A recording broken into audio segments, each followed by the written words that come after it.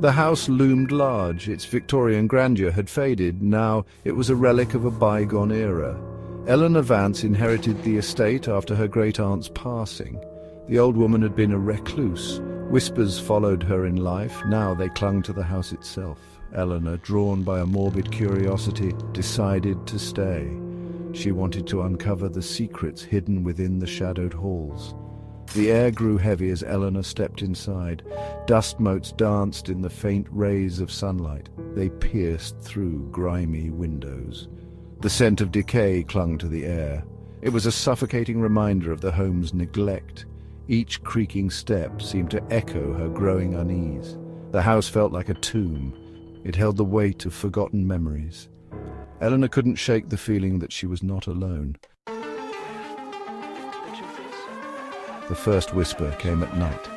It was a soft murmur. Eleanor dismissed it as the wind, but the whispers persisted.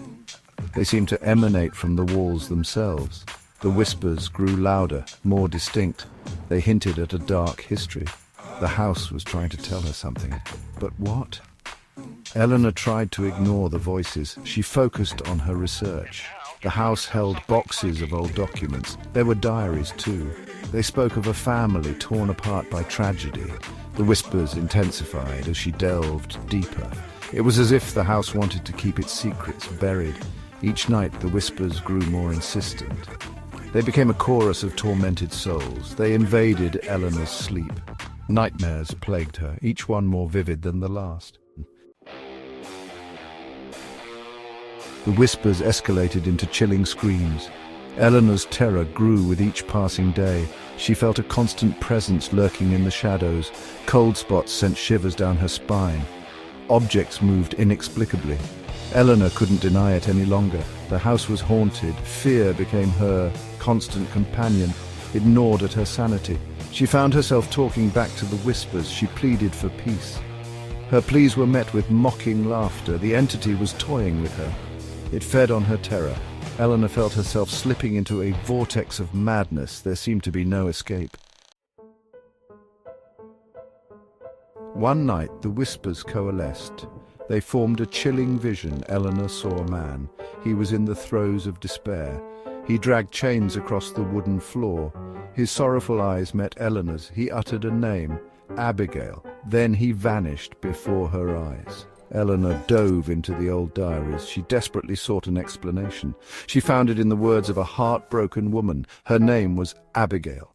Abigail had been unjustly accused of witchcraft. Her lover, a man named Silas, was imprisoned for defending her. Driven to madness by grief, Abigail cursed the house.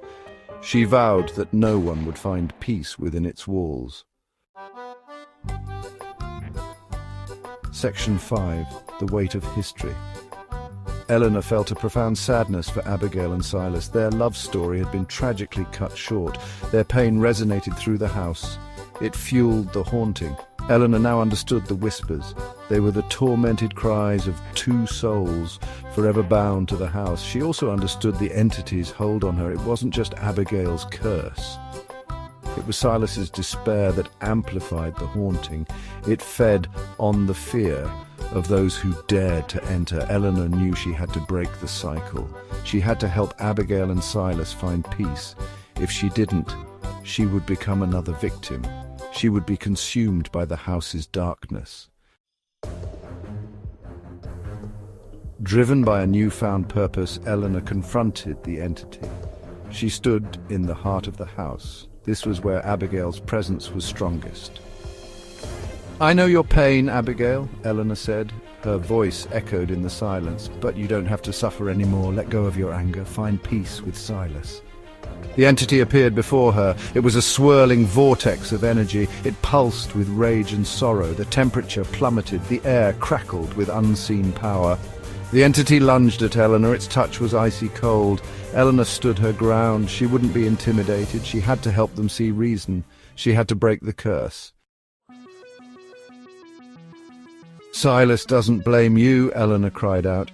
"He loves you, Abigail. Don't you see? Your anger is keeping you both trapped here." As Eleanor spoke, the entity wailed. It thrashed against the confines of the house. Images flashed before Eleanor's eyes. She saw Silas's imprisonment. She witnessed Abigail's descent into madness. She felt their pain, their love, their despair. Then, in a moment of clarity, Eleanor understood. It wasn't enough to break the curse. She had to reunite Abigail and Silas. She had to remind them of their love. With a surge of empathy, Eleanor poured all her emotions into the entity. She focused on their love, their bond, their shared dreams. The entity shuddered. The air grew still. The temperature returned to normal. Abigail and Silas appeared before her. They were translucent, spectral, but at peace. They embraced, their forms shimmering. Then, with a gentle sigh, they vanished. The house was silent. The whispers were gone. Eleanor felt a sense of relief wash over her. But there was also a lingering dread. The house had been cleansed, but the experience had changed her. It had opened her eyes to the unseen world, and it had left an indelible mark on her soul. Eleanor packed her belongings. She left the house behind. She knew she could never forget what had happened there. The house held a dark power.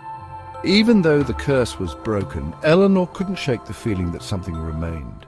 It was dormant, waiting. Eleanor never returned to the house. She tried to move on with her life, but the whispers still echoed in her dreams. They were a constant reminder of the horrors she had witnessed. She couldn't escape the feeling that the curse was not truly broken. It was merely dormant, waiting for the right moment to resurface. The experience had changed her. She was haunted by the knowledge that some doors are best left unopened, some secrets are better left buried. She knew that the Victorian house stood empty. It was a testament to the darkness that lay dormant within its walls, a haunting reminder that some places are beyond the realm of human understanding, and some curses never truly die, they merely wait and whisper